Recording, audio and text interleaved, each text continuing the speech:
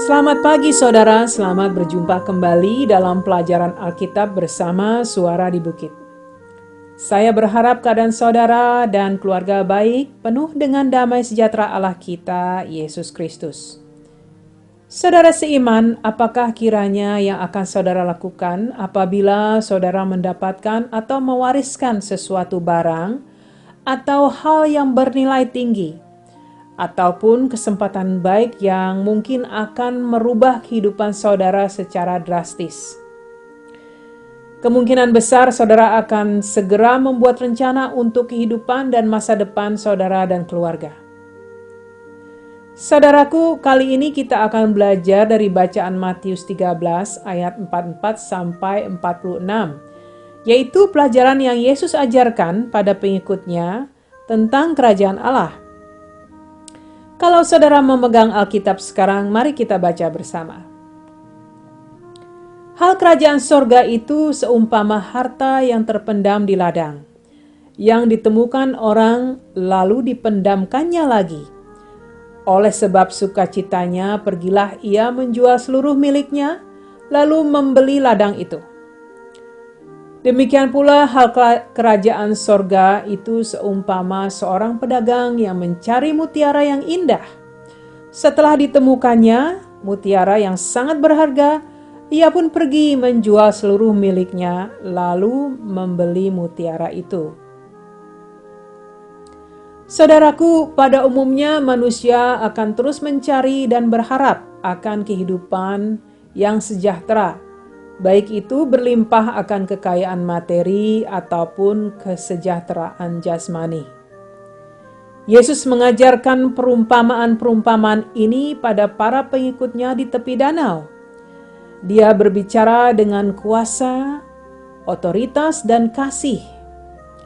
Segala perhatian mereka terpusat padanya, yang mengajar dengan bahasa yang dapat mereka mengerti, dan contoh yang dapat mereka pahami. Sangat jelas sekali saudaraku bahwa orang pertama yang telah menemukan ladang yang penuh dengan harta benda, telah menjual apa yang ia miliki untuk membeli ladang tersebut. Ia menyadari bahwa ia telah menemukan harta benda yang tak ternilai. Di zaman itu sudah menjadi hal yang biasa bagi orang untuk menyimpan harta yang berharga dalam tanah pada saat suatu daerah atau kerajaan diserang dan dikuasai oleh musuh dari suku lain ataupun kerajaan lain. Dan orang-orang kaya akan memendam harta benda mereka dalam tanah di suatu tempat yang aman dengan harapan suatu saat mereka akan mengambilnya kembali apabila situasi telah aman kembali. Namun terkadang harta karun ini terlupakan karena mungkin pemiliknya telah mati dalam peperangan atau dipenjarakan oleh musuh. Di masa itu sudah menjadi hal biasa orang menemukan harta seperti kepingan-kepingan emas ataupun perak yang telah lama disembunyikan. Sementara contoh orang yang kedua itu kita belajar bahwa ia benar-benar mencari mutiara yang indah dan setelah ditemukannya dia menjual semua miliknya lalu membeli mutiara itu yang sangat berharga. Saudaraku seiman, dari kedua contoh orang-orang ini, mereka memiliki sukacita yang besar. Dan mungkin mereka berpikir penemuan ini akan menjamin bukan hanya kehidupan mereka, namun keluarga dan keturunan mereka. Saudara, mungkin banyak dari saudara yang menabung uang atau berinvestasi dengan harapan bahwa hal ini akan menjamin masa depan saudara dan keluarga. Sementara banyak yang bekerja keras membanting tulang siang malam untuk dapat menjamin kehidupan keluarga mereka dari hari ke hari.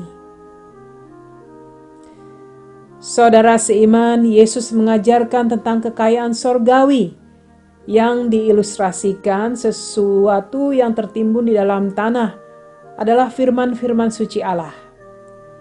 Dan berita keselamatan hidup manusia melalui Yesus Kristus adalah harta berharga yang ditemukan dalam ilustrasi ini.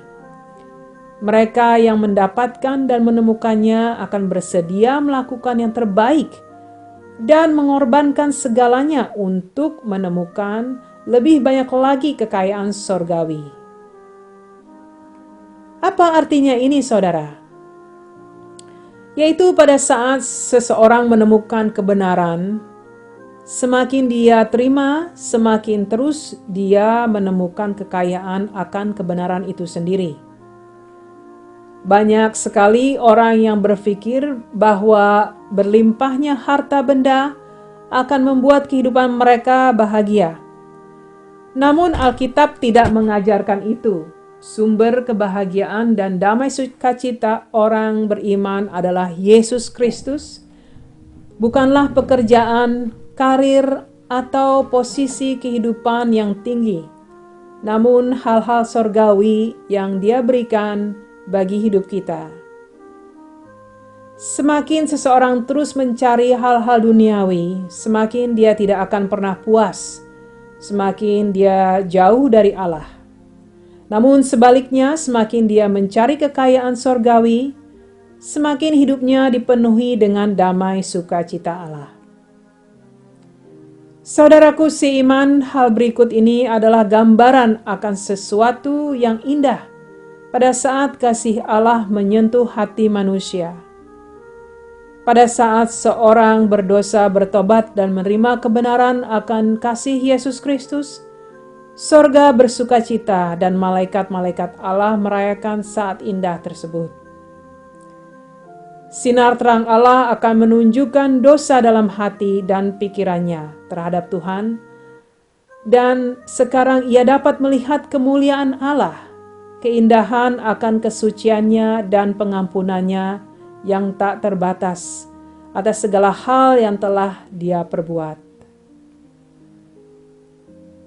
Segala hal yang tidak baik tersembunyi dan tersimpan di hati akan terlihat secara nyata.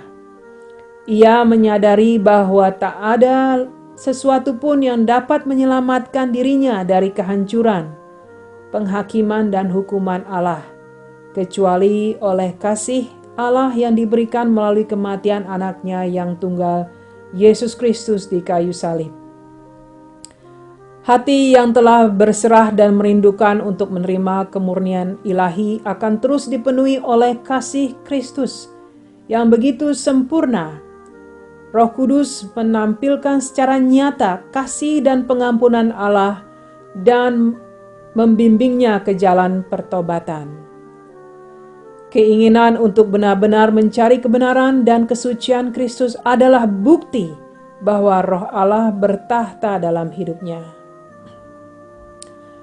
Melalui Kristus kita menerima keselamatan Allah dan kita dimuliakan di hadapan tahtanya yang adil dengan kebangkitan dan kematian di kayu salib.